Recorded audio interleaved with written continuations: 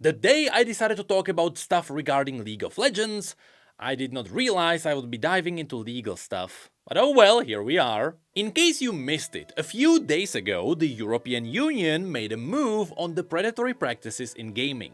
The funny thing is that they are finally focusing on something that has been part of the entire microtransaction system from day one. And that's because the day microtransactions were born, they were led by people who knew how to milk people's wallets. I mean, why else would we replace the name expansion packs with DLCs? And of course here we are specifically gonna talk about the use of premium currencies. Now, what is surprising is that most people don't realize that premium currencies are a really bad thing. And because people don't know about this, it kinda proves why they exist. Simply said, the real reason why premium currencies exist is because people have an idea of how much things should cost in their own native currency, but if I see something available for Robux, I have no idea how much that is. So one purpose of the premium currencies is hiding real value. On top of this, when you buy the premium currencies, you either buy a small bundle that doesn't give you enough currency to buy something, which means you have to buy more,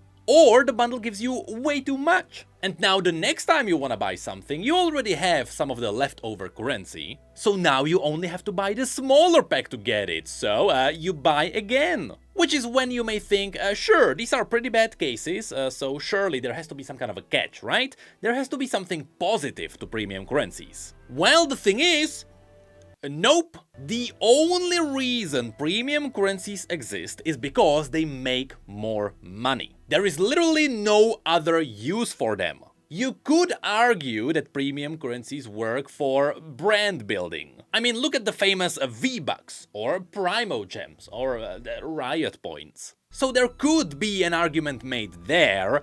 However, that would only be true if the companies also didn't pull off their shenanigans with the bundles. Regardless, this has been the case with premium currencies since the early days. And surprisingly, this doesn't mean the infamous horse armor. While that is considered one of the first proper microtransactions, that one was just bought for good old $2.50. No, instead we are talking about early EA stuff. Does anyone remember BioWare points? Does anyone remember having to buy a premium currency to buy a Mass Effect DLC? While all other games just sold you normal expansion packs for normal money, because you're a normal person. Well, EA may not have been the first one who invented this use of premium currencies, but they surely were one of the first ones to heavily profit from it. They were ahead of the curve, and because it worked so well, these days simply everyone uses it.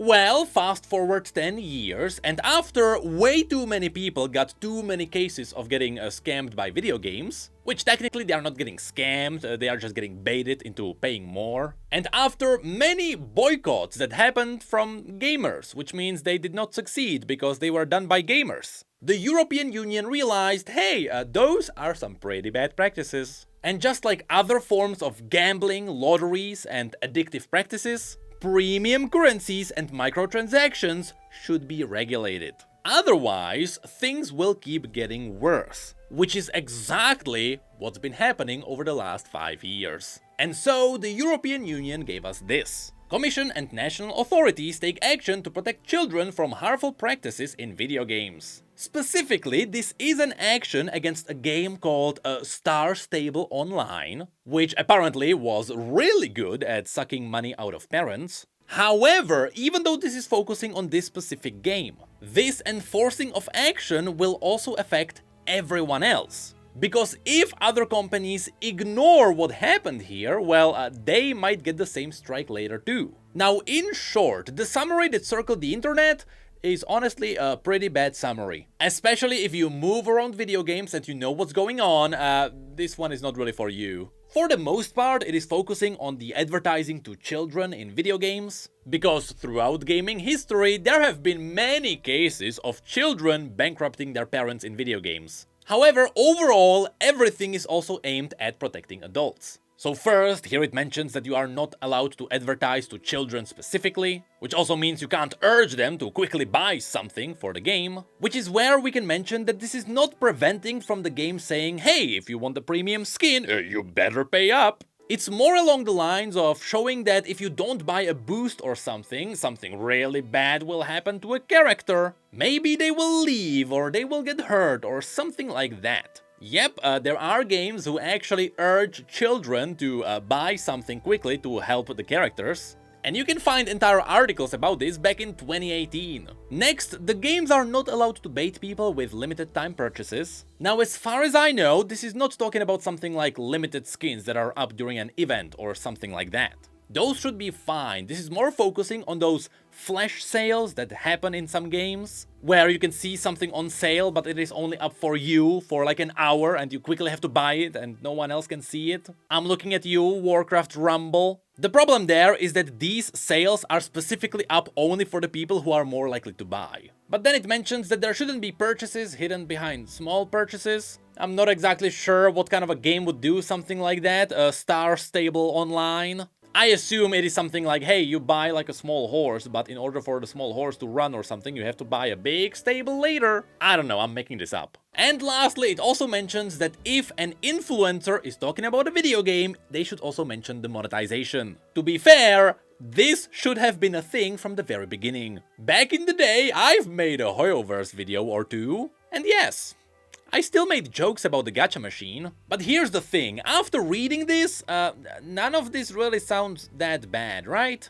It's not like any of this is actually gonna affect any of the big video game corporations, right? Well, that's because this summary is mostly aimed at the European parents, I guess. It is supposed to tell them, hey, we are protecting you and your children. However, should we dive into the other documents that go into more details, we may realize that this also affects someone like Riot Games. And let me tell you, that other document is a whole another beast. One that might actually improve monetizations in gaming. So here, the network's key principles on in-game virtual currencies is an 8-page long document, which is not that big, which is why, at the very beginning, they mentioned that this is not an exhaustive list of all the bad things companies are doing. So if you start doing something bad now, run. But immediately at the beginning, we have an interesting line.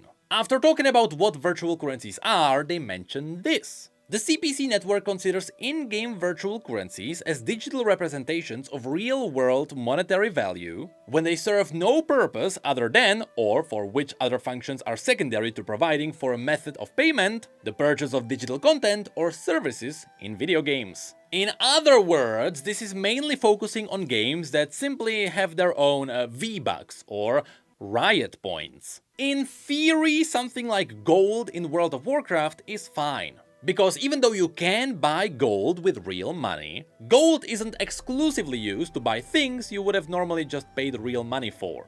There, gold is part of gameplay. However, later you will see that even this might have to do some things. Because at any point, if you pay real money for currencies, there is a funny thing every video game will have to do. And yes, this also relates to stuff like Primo Gems. Because even though Primo Gems in Genshin can be earned for free, the moment you pay for them with real money, stuff will be applied. The more interesting thing for us is that, yes, in some cases, Riot is screwed. And you will see that it's all in benefit of us, the players. Mainly if you hate something like the Ancient Sparks, you might have a laugh. So next, the document dives into unfair commercial practices, which includes exploiting cognitive biases. In other words, the games bait you into paying. And here, according to the first principle, whenever a game has premium currencies, they are allowed to have it. So no, Riot points are not going away. But when you are spending it, you also have to show the players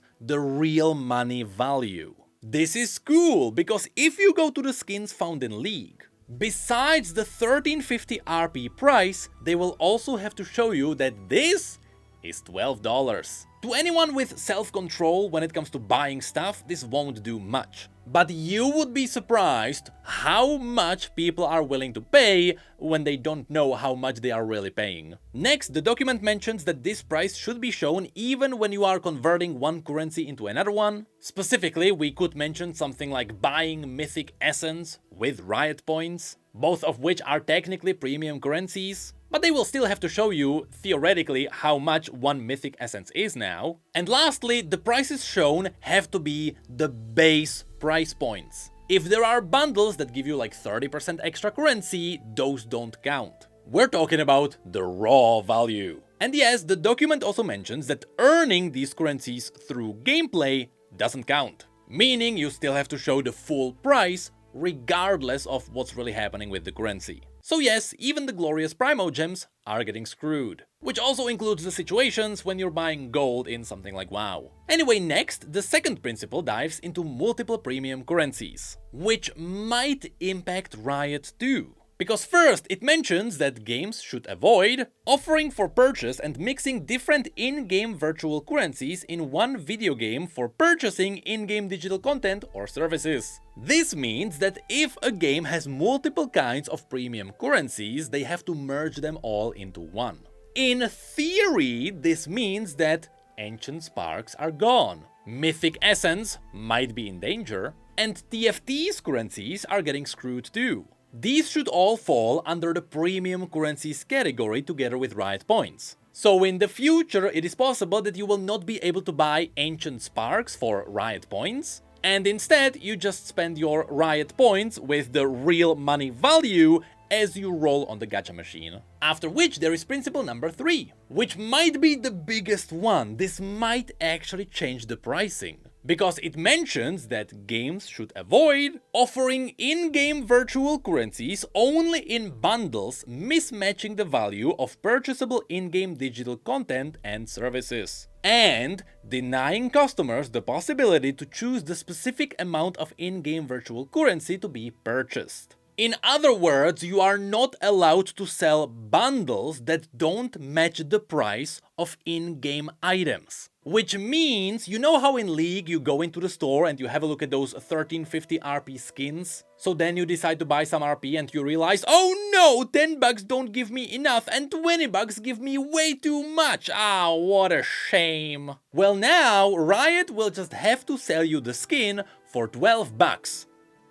And that's it. Thank God. This was the most used predatory practice by far. And if this is enforced, the players will greatly benefit from this. Anyway, principle 4 is all about information. It's just telling you that you're supposed to tell people what you're buying, what it does, what are the features, and surely there aren't any companies that would be like hiding that kind of information, right? Then principle 5 is all about withdrawal. Funnily enough, this means that you now have the classic 14 days for a refund. But it also mentions that the game can just tell you, hey, if you buy this, there will be no refunds, and that's it. Principle 6 is all about not using weird words which might scare people. For example, you can't tell people that, hey, if you buy this item, the EU laws don't apply, because that's not how law works. What's interesting is that as part of this, companies are also not allowed to modify the value of the currencies, which means they can't legally take away your Riot Points if you get banned.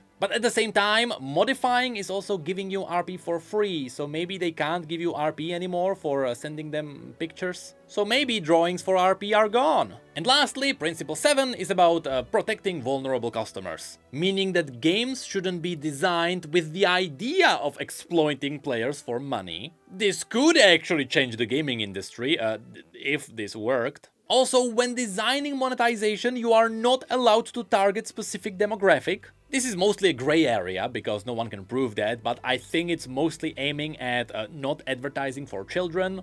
Games should also not hide real money purchases behind just normal gameplay purchases. I guess there are games where a game will offer you something in a shop for like gold or something, but then you click it and you buy it for real money. I don't know if it happens. There is a whole separate point just to make sure that you do not advertise to children, damn it. Games should also have a functional parent control if it is a game for kids. And if it is on a console that has something like this, it should use the native system. For example, Switch has its own parent control. And lastly, they should avoid preying on vulnerable customers by making them pay excessive amounts of money. Now, this one might be the most vague line there is. It's basically a backdoor for the situations where some companies are doing something really bad, but right now we are not sure what that bad thing might be. Because in theory, gacha games should fall under excessive amounts of money, but the thing is that gacha games have a theoretical cap on how much you wanna spend on a game. Because sure, it will cost you like $5,000 to cap off a character in Genshin, but in theory, you don't pay more than that because you already have them maxed out. There are some other games, such as Lost Ark, that don't have this. There you pay to upgrade items which only have a chance of upgrading, so theoretically you can just keep paying more and more. Though I think they later implemented some kind of a cap on how much players can actually spend in the game per day. And yes, in theory, Genshin also has something like that, where you can just keep paying for rolling on like artifacts and stuff, so I think no one is safe. But that is kinda it. Overall, this is a pretty good move from the EU, although it might also be a bit vague. The most important thing here is the bundles. Everything else is mostly a gray area on purpose. It is mostly aimed at the games that are really focusing on bankrupting people on purpose. And so, after this was released, and after Star Stable Online was given 1 month to remove their predatory practices, will anything change? Well, nope. I am pretty sure nothing will happen until one big corporation gets hit. Because in theory, there is enough gray area where everyone will just say, hey, I'm not part of this problem. And so I bet everyone will just sit quietly until someone gets hit. And when that happens, then we might get to see some kind of a change. It may start with EA and their FIFA shenanigans. Or it may start with Riot Games. But the moment the first company falls, everyone will follow. And so finally, 10 years later, we might get back to just buying good old horse armor for $2.50.